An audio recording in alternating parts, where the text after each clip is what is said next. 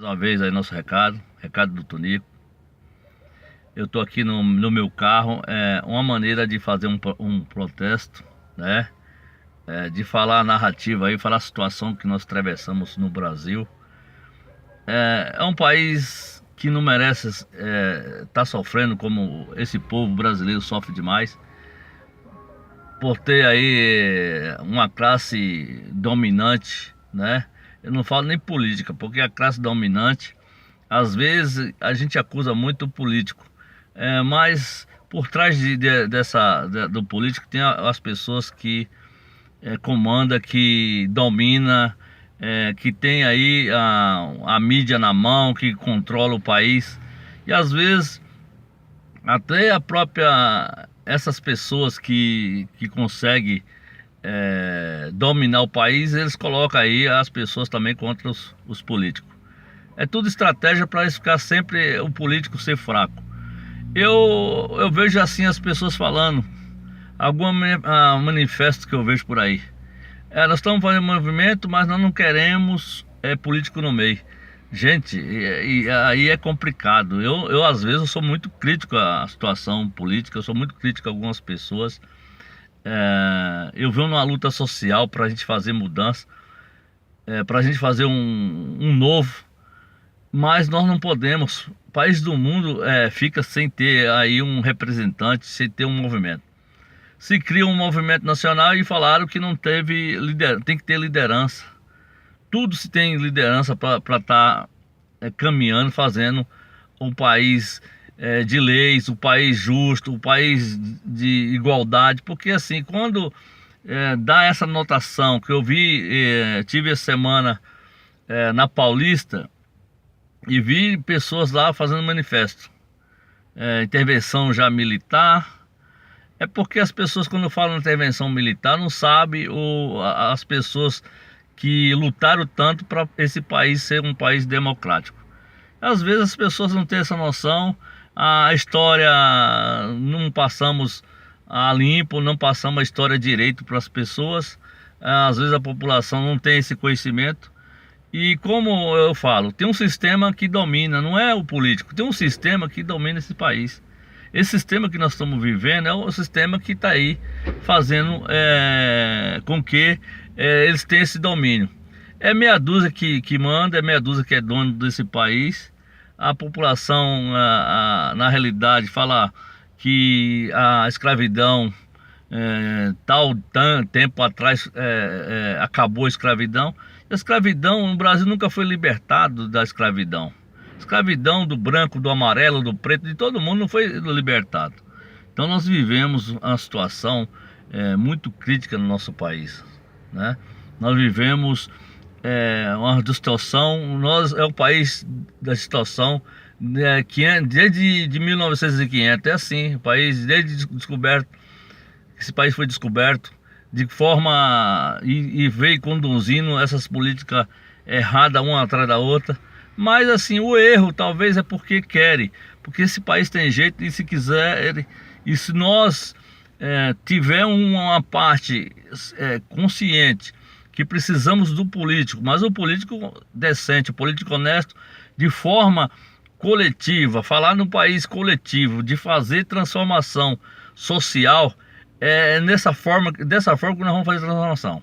Quando tem essa jogada da mídia, da elite, essa burguesia que nunca aceita você aí tá viajando no Brasil, você ia viajar de avião do lado deles, não aceita isso. Então assim, você vai viajar no mundo de navios, não aceita que você esteja do lado dele. Então esse povo é muito egoísta, esse povo não pensa no povo e nunca vai pensar no povo.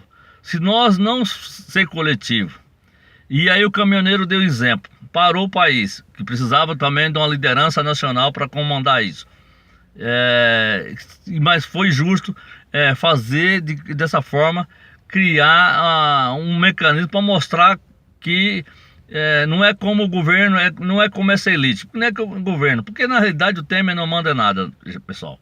Vamos ser sinceros, tem um grupo por trás que às vezes fala que é os políticos, e vocês às vezes nós que brasileiros que às vezes não tem informação, não tem conhecimento de como é que funciona um sistema, acha que o político tal, que o Temer é o culpado. Pra vocês terem uma ideia, se amanhã, e com certeza daqui mais uns dias, vamos ter a eleição aí para presidente, você acha que vai entrar outra pessoa e vai mudar alguma coisa? Não vão, gente, porque é a mesma coisa, tá dessa forma, é o sistema. Não adianta nós ficar reclamando se nós não batalhar para mudar e passar esse país a ser coletivo, né? Valorizar, não deixar destruir, como eu falei, as pessoas do bem, pessoas que estão aí dentro da política trabalhando muitos anos e que não você sente que é importante, mas o sistema faz de um jeito que quando você vai falar sobre política hoje, e aí a pessoa, eu já vi isso no boteco, já vi isso em alguns lugares, nas praças, ó, se você for falar de política aqui, não fala porque todo mundo é ladrão, todo mundo não, o pessoal não presta. É um grande erro e se favorece mais, cada vez mais, essas pessoas que estão aí no poder. Quem está no poder não é o presidente Temer, não é os caras do Senado. Tem gente por trás no poder e vai continuar aí mandando. Sai presidente, entra presidente, sai governador, entra governador, sai todo. Essas pessoas que estão aí 500 anos. Foi o avô, é o pai, é o neto, é o bisneto, vai ser sempre assim. Uma maneira de uma elite que todo mundo sabe aí. As pessoas que têm esse conhecimento, têm esse entendimento, sabem quem realmente destruiu esse país. Hoje, acho que 14 dias ou 13 dias para a Copa do Mundo, as pessoas não estão nem aí, porque eles tomaram o que era a alegria da gente, que era o futebol, né? Destruíram e fizeram aí uma forma de ser comercializar, eles ganham mais dinheiro como eles ganham dinheiro. Aí às vezes fala assim, os campos estão vazios, não tem torcida. Não interessa ter torcida no campo, eles querem transmitir pelas televisão, porque aí eles pegam milhões e milhões. É dessa forma. Então a gente está sendo usado, cada dia que passa, nós somos usados de forma desleal, porque é essa elite que está dominando esse país. Essa elite que vai estar dominando há muitos anos. E nós temos que ter essa clareza para a gente fazer mudança. Porque exemplo é o carnaval, que eles... Mas aí, o que aconteceu? O povo foi muito sábio, inteligente. E eu fiquei feliz no carnaval passado, que São Paulo deu um exemplo. São Paulo hoje é um dos melhores carnaval de rua do país. De 5, 6 anos para cá, São Paulo transformou. Por quê? Criaram uma forma de ir para um lugar, para um espaço de um local, para fazer transmissão, para ganhar dinheiro. E o carnaval sempre foi divertimento do povo brasileiro. Cultura, coisa cultural. Aí você pega agora o futebol, mesma coisa. Põe um símbolo lá de exploração, aquele símbolo lá que tem, a marca, não é?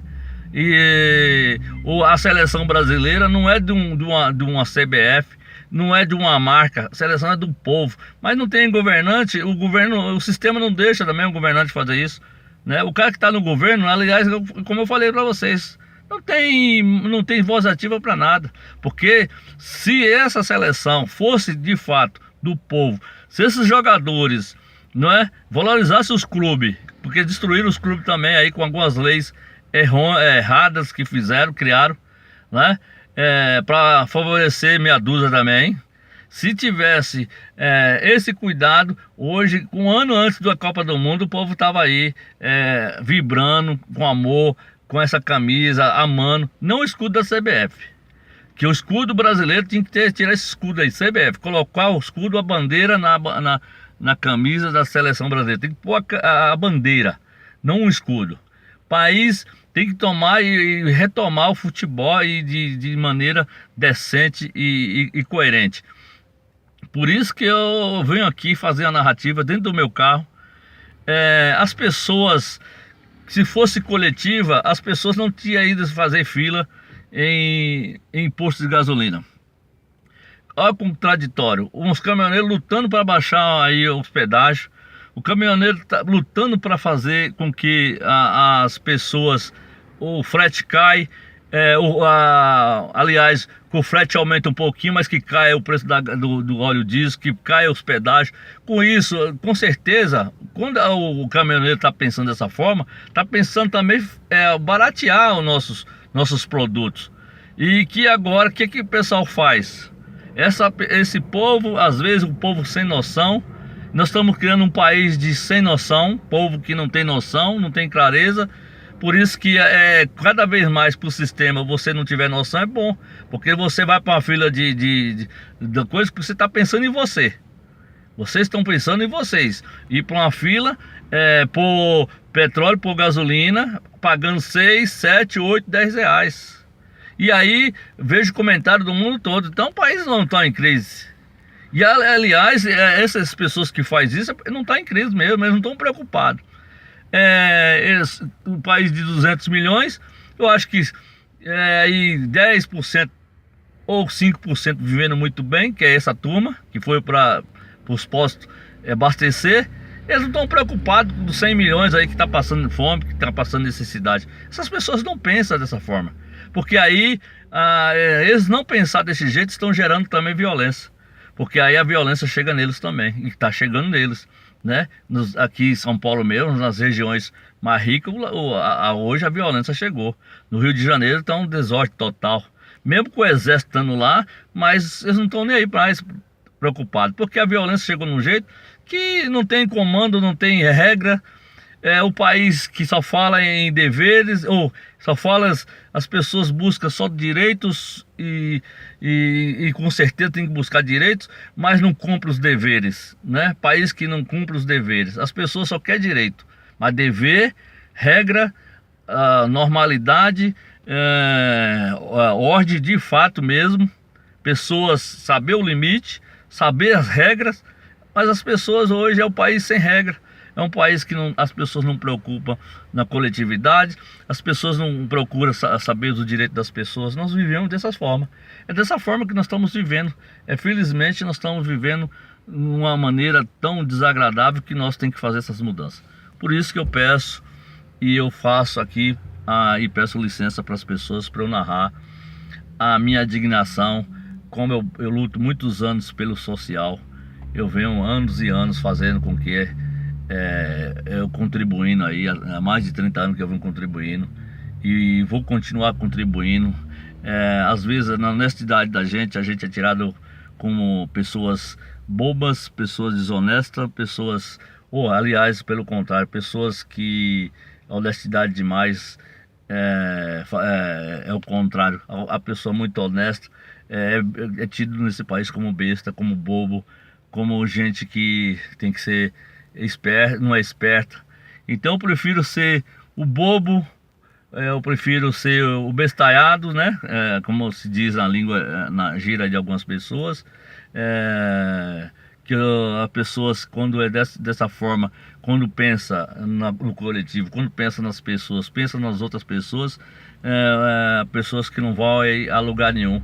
Eu prefiro, com a minha humildade, minha honestidade, e lutar, e eu acho que eu estou indo em algum lugar, o lugar de contribuir para um país melhor, um país justo, e é isso que eu venho aí nessa batalha, batalhando cada vez mais para a gente fazer um país justo.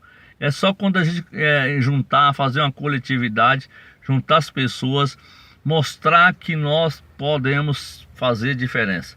A diferença é na coletividade. Imagine lá no Japão, que o país foi destruído. Imagine o exemplo hoje do Japão, né? Com guerra e tudo. Imagine se nós 8 ou 11 dias que ficou parado uma classe. Imagine se fosse o país todinho, que aliás a música do Raul Seixas fala muito bem isso.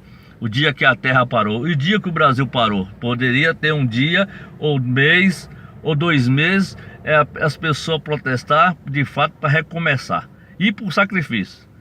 A primeira dificuldade, as pessoas já não aguentar a primeira dificuldade. Pessoas que estão bem, pessoas que estão aí sempre de forma tranquila, confortável. Tem mais de 100 milhões de pessoas que nunca não está bem, está no sacrifício direto e às vezes não tem direito nem de protestar. Quando protesta é desonesto, é bagunceiro, é vagabundo, é desumano, pessoas que estão atrapalhando a vida das pessoas. Sempre tem um jeito da mídia usar ferramenta para dizer, para destabilizar as coisas quando quer se organizar, quando o país vai se organizar, e eles não deixam. E vocês, nós brasileiros, tem que ter essa noção para a gente fazer mudança, para a gente fazer com que esse país seja um país de oportunidade, de país de honestidade, país de coletividade, de geração de trabalho, deixar esse povo, essa nação maravilhosa, que precisamos disso. Organização e direitos, deveres e obrigação de fazer a grande transformação social. Mais uma vez o recadinho do Tonico.